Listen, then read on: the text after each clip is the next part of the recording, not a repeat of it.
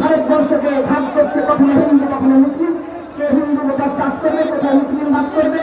আমরা ভারতবর্ষ ধর্মনিরপেক্ষ দেশ, সকলেই আপনারা জানেন যে এই ভারতবর্ষে ধর্মনিরপেক্ষ দেশে হিন্দু বাস করবে, মুসলিম বাস করবে, জৈন বাস করবে, খ্রিস্টান বাস করবে, সমস্ত মানুষ বাস করবে ধর্মের জায়গায়।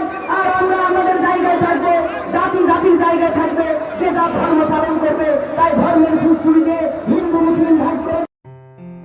আসন্ন লোকসভা নির্বাচনে রাজ্যের প্রতিটি প্রান্তে বামফ্রন্ট প্রার্থীদের জয়ী করুন।